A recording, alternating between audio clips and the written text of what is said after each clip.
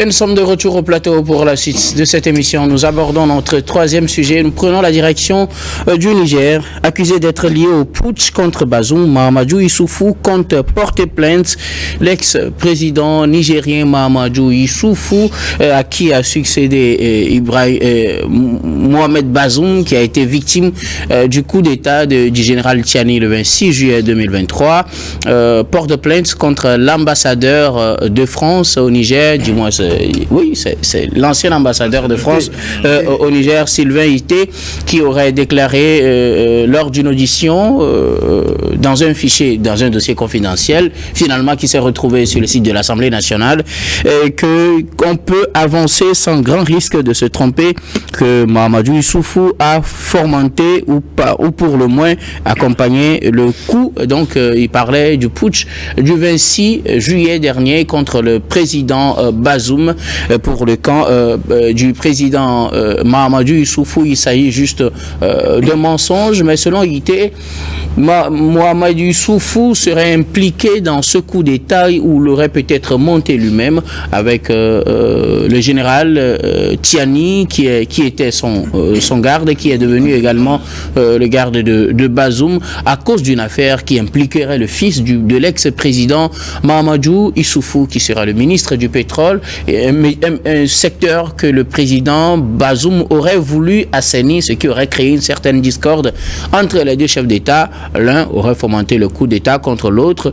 L'accusé dit non, que c'est un montage contre sa personne. Il compte porter plainte contre donc l'ancien ministre, l'ancien ambassadeur français Sylvain Ité. Je commence par vous, Ambroise Ponjo. Au Niger, voilà un autre dossier qui sort sur les supposées raisons du coup d'État, parce que là, on n'a pas encore un verdict final. L'intention de porter plainte a été annoncée par l'avocat du président, de l'ex-président Mahamadou Issoufou, qui est aujourd'hui accusé d'être lié au putsch qui a renversé le 26 juillet dernier son successeur Mohamed Bazoum. Ah oui, même si aujourd'hui on constate que les choses vont au train au Niger après le coup d'État, et qui laisse croire que le Niger a de beaux jours devant lui, aux côtés de ses frères du Niger, du Mali et du Burkina Faso, qui sont dans la même logique de vouloir conduire à eux seuls et personnellement leur État à la souveraineté vis-à-vis de l'Occident et des autres. Je crois que cette question de stabilité du Niger ou de rappel d'un coup d'État qui serait fomenté par un certain Issoufou ou non contre Bazoum demeure toujours d'actualité. D'autant plus que ceux qui seraient soupçonnés de placer Bazoum à la tête de l'État nigérien sont toujours là, c'est toujours l'Occident. Et donc aujourd'hui, il est clair que c'est des questions, c'est des jeux d'intérêt. Le pouvoir, c'est des jeux d'intérêt. On vous parle, vous avez le pouvoir, vous avez l'argent. Quand vous avez l'argent, vous pouvez avoir le pouvoir. Et soit vous avez les armes, donc vous aussi avoir le pouvoir. C'est ce que nos amis de l'AES ont aujourd'hui. Ils ont les armes, donc ils ont le pouvoir. Naturellement, ils doivent avoir de l'argent. Sauf qu'ici, c'est l'argent qui attire les mouches et les abeilles. On parle de Issoufou, un président qui a bien fait son mandat, 1 ou 2 mandats, et il est même parti. Il a eu le prix Mo Ibrahim, et tout ça. Et c'est l'affaire Bazoum qui le rattrape, tout simplement parce qu'un général qui vient de nulle part, que personne ne connaissait, mais qui était sa garde rapprochée, oui. La garde rapprochée de Issoufou, et puis de Bazoum, et qui a été aujourd'hui positionné à la tête de l'État.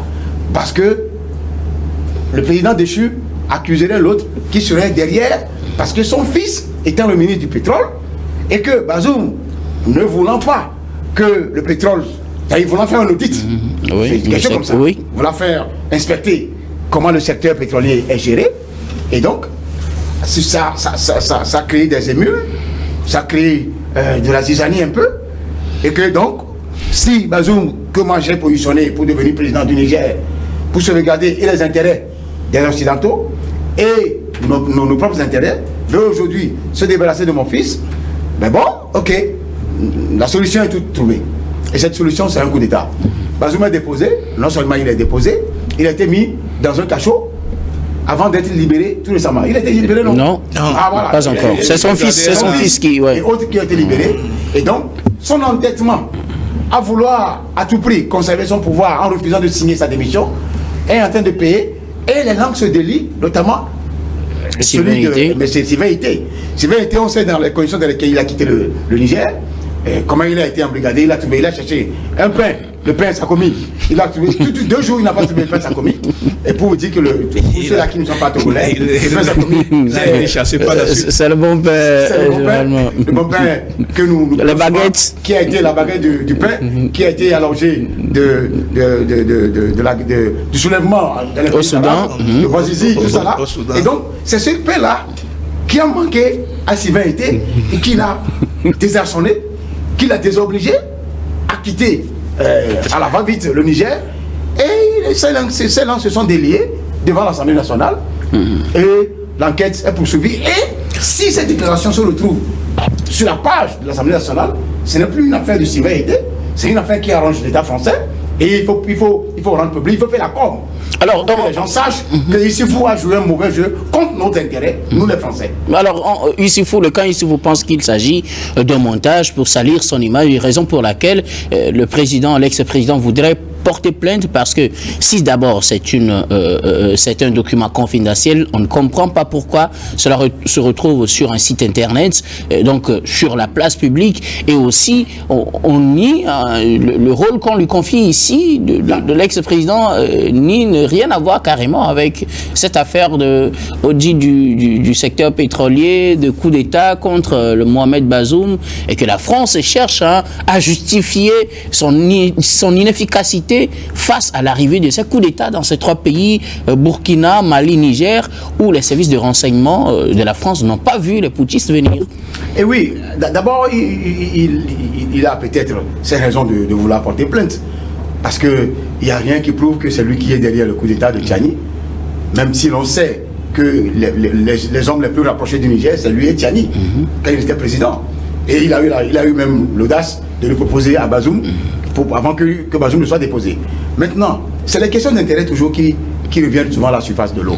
Et ces questions d'intérêt-là, quand nous le disons, c'est que quand vous voyez un document à la place publique, c'est-à-dire que sur un site, mais c'est la France qui a voulu que ce document soit là-bas. C'est le Quai d'Orsay, ou soit c'est l'Élysée même qui a voulu que ce soit là-bas, parce que tous les intérêts de la France au Niger sont tombés à l'eau.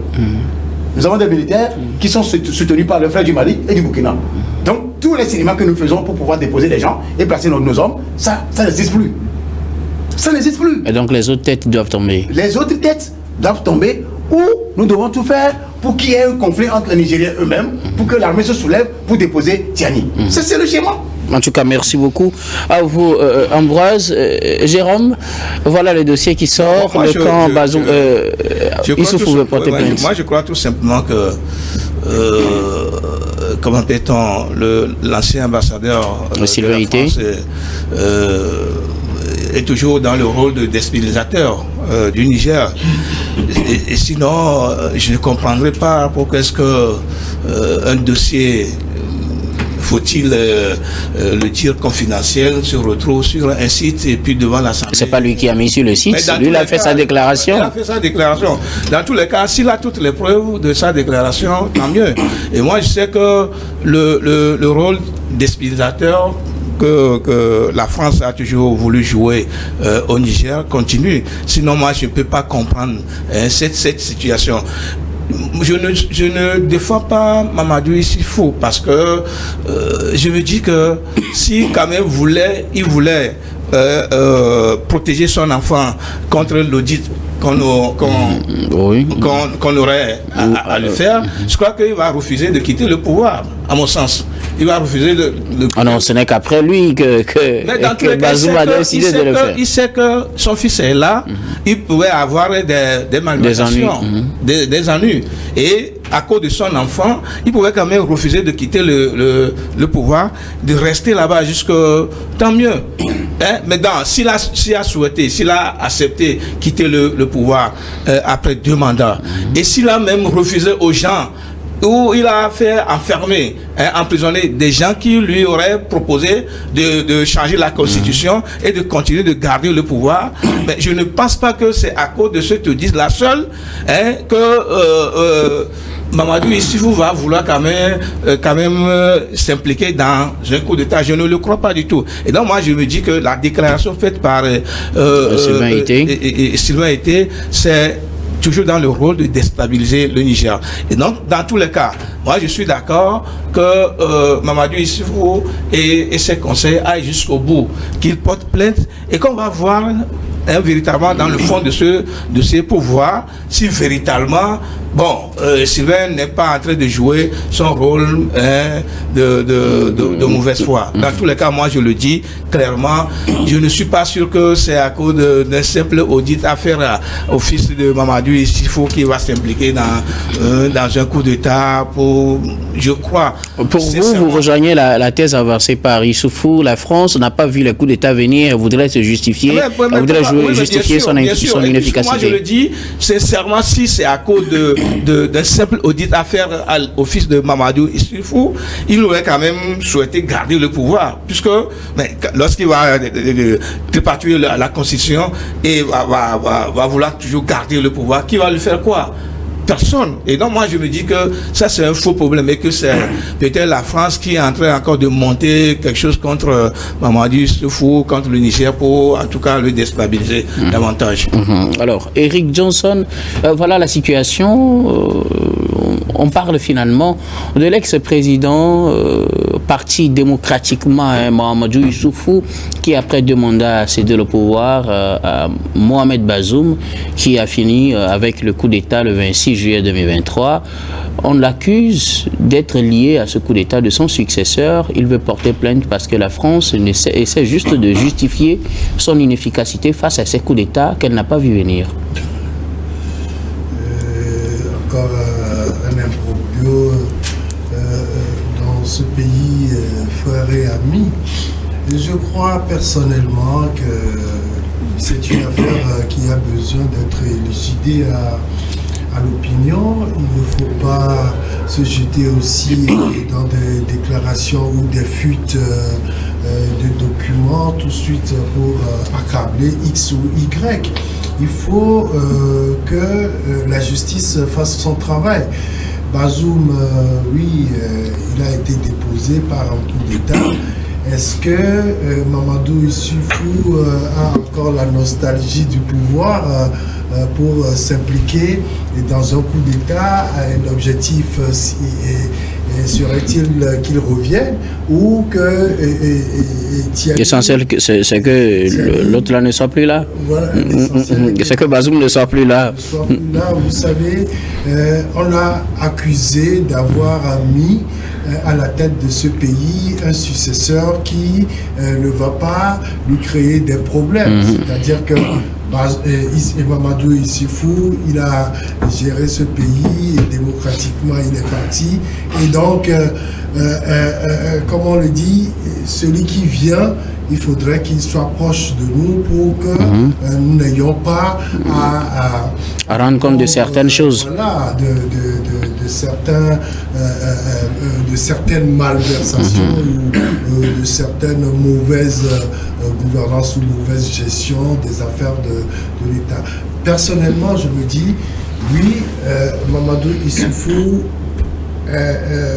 a été accusé, qu'il aille porter plainte et que la justice fasse tout simplement son travail.